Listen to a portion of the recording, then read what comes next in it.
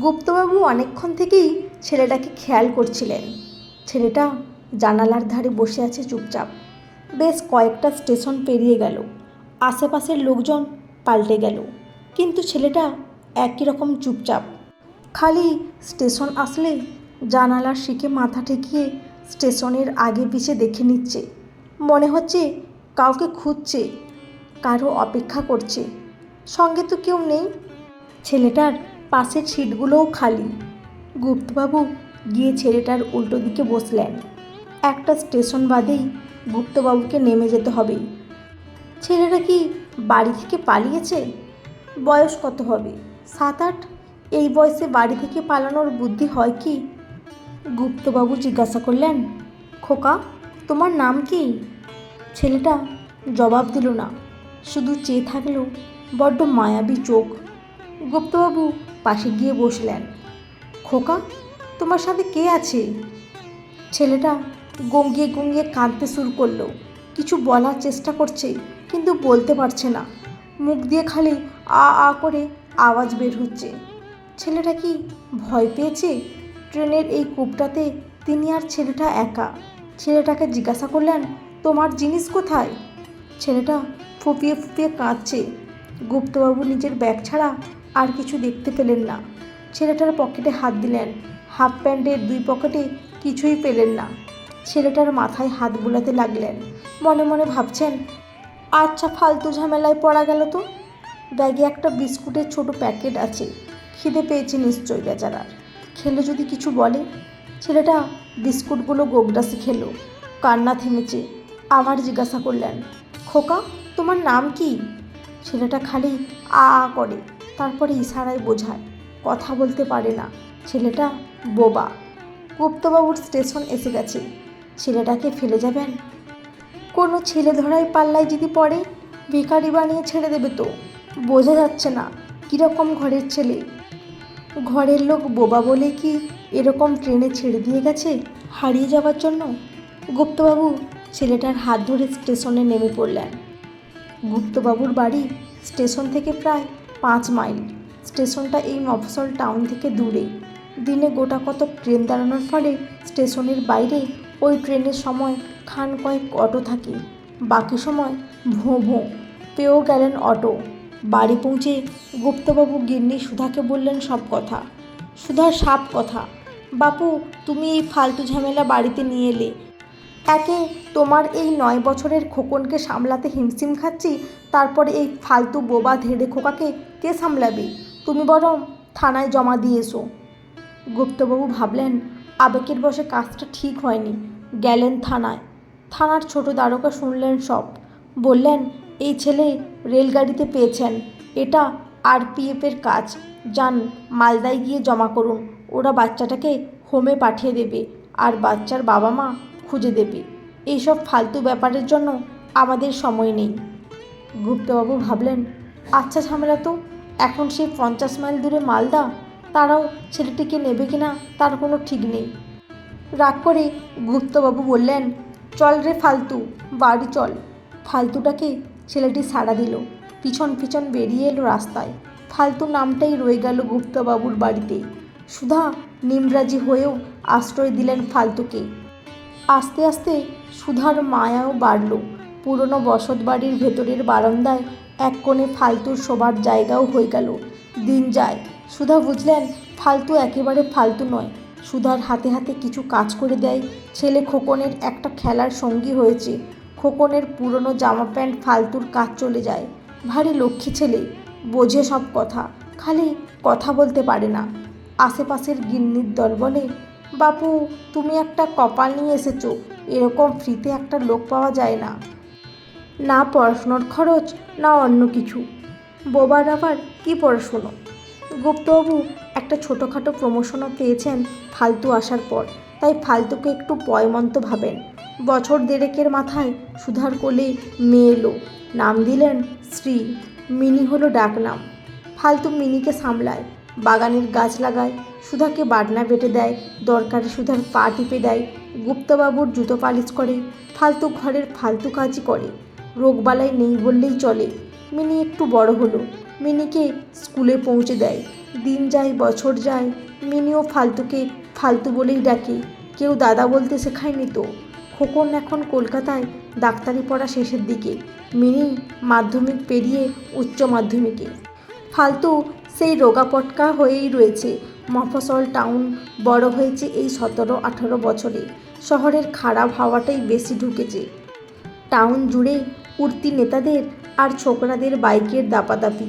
স্ত্রীর মুখশ্রীটা খুব মিষ্টি, সন্ধ্যাবেলায় টিউশন যায়।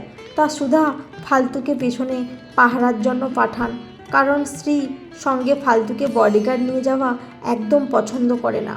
ওর নাকি প্রেস্টিজে লাগে। ক্লাস 9-10 থেকেই আপত্তি।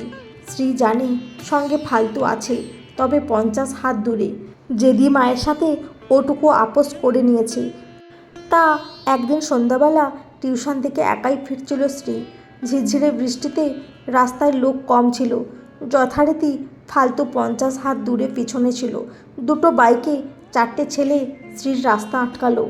দুজন নেমে এসে একজন স্ত্রীর ওড়নায় টান দিল, অন্যজন স্ত্রীর হাত ধরেছে। ফালতু রোগা শরীর নিয়ে আ আ করে চিৎকার করতে করতে উড়ে এলো কোথা থেকে, ঝাঁপিয়ে পড়ল ছেলেগুলোর ওপর। ফালতু 2-4টেকে কিল ঘুষি দিতে না দিতেই ছেলে 4টে স্ত্রীকে ছেড়ে ফালতুর ওপর ঝাঁপিয়ে পড়ল। স্ত্রী ওভাবে ফালতুকে মার খেতে দেখে একটু ভ্যাবাচ্যাকা হয়ে দাঁড়িয়ে রইল। তারপরে দৌড়লো রাস্তা ধরে। কাছেই একটা ক্লাবে ছেলেরা ক্যারাম পেটাচ্ছিল। স্ত্রী হাঁপাতে হাঁপাতে ছেলেগুলোকে বলল সব। ছেলেগুলো দৌড়ালো স্ত্রী দেখিয়ে দেওয়া রাস্তার দিকে। অতগুলো ছেলেকে আসতে দেখে ছেলে 4টে ফালতুকে ছেড়ে বাইক নিয়ে পালালো। ফালতুকে নিয়ে যখন ক্লাবের ছেলেরা গুপ্তাবাবুর বাড়িতে ঢুকলো, কর্তাগিন্নি একটু ঘাবড়েই গেল। ফালতুর নাক দিয়ে ঠোঁট ফেটে রক্ত পড়ছে, হাত পায়ের অনেক জায়গায় ছড়ে গেছে। পাড়ার কম্পাউন্ডার এসে ড্রেসিং করে গেল। না, গুপ্তাবাবু পুলিশে গেলেন না মেয়ের বদনামের ভয়ে।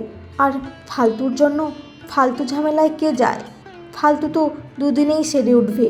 কর্তাগিন্নি স্ত্রী দেখল ফালতুর বুকে পিঠেও কালসিট দাগ। বারান্দার ওই ফালতুর বাঁধা জায়গায় ফালতু চাদর মুড়ি দিয়ে শুয়ে পড়ল। সুধার মাঝরাতে ঘুমটা ভেঙে গেল। বাথরুমে যেতে হবে। ঘরের দরজা খুলতেই নজর গেল একটু দূরে ফালতুর দিকে। বাইরের উঠোনের লাইটটা সারা রাত জ্বলে। সেই আবছায়া আলো এসে পড়েছে বারান্দায়। পাটা থমকে গেল সুধার। দেখলেন, একটু দাঁড়িয়েই থাকলেন। স্ত্রী ফালতুর মাথায় জলপট্টি দিচ্ছে। পরম মমতায় ব্যথার মলম ফালতুর বুকে লাগিয়ে দিচ্ছে। মমতাটা কি একটু বেশি? সুধা এবার ঘরের দরজা আবার ভেজিয়ে একটু কাশলেন, আর একটু ক্যাচ করে দরজার আওয়াজ করলেন। দরজা খুলে আর স্ত্রীকে দেখতে পেলেন না। ফালতুর কাছে এসে গায়ে হাত দিয়ে দেখলেন ফালতুর ধুম জ্বর, কোনো হুঁশ নেই। ফালতুর কপালে ভিজে কাপড়টাও নেই। স্ত্রীর ঘরের দরজা বন্ধ। সুধার বিছানায় ফিরে ঘুম এলো না। মিনি কেন লুকিয়ে লুকিয়ে ফালতুর সেবা করতে গেল মাঝরাতে? মিনির 17 বছর বয়স।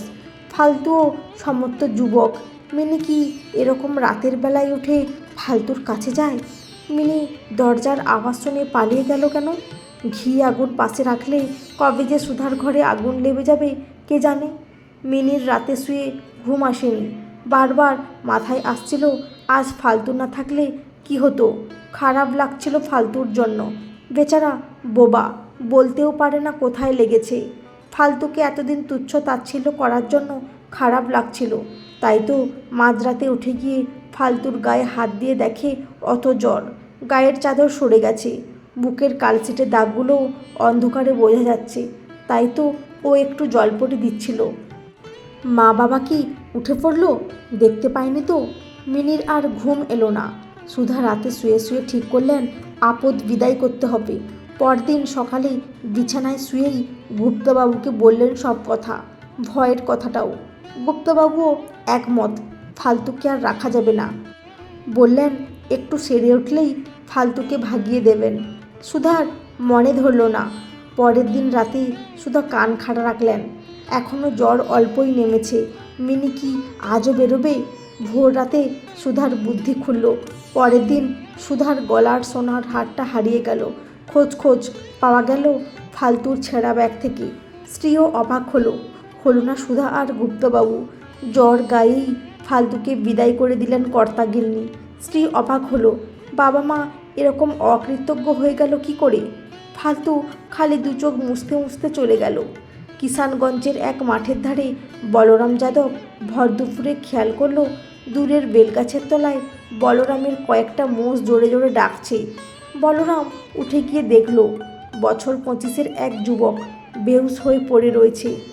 মদ খেয়ে আছে নাকি? না, গায়ে হাত দিয়ে ডাকতে গিয়ে দেখল বেশ জ্বর। বলরামের বছর 50 বয়স, ছেলেপুলে নেই, একটাই বিধবা মেয়ে কাছে থাকে। নিজেই নিজের গোটা 50 মোষ নিয়ে চড়াতে আসে। মোষের পিঠে চড়িয়ে নিয়ে এলো ছেলেটাকে ঘরে। 2 দিন বাদে জ্বর ছাড়ল। ছেলেটা বোবা। বেলতলাতে পেয়েছিলাম বলে বলরাম বউয়ের সাথে যুক্তি করে নাম দিল শিবচরণ।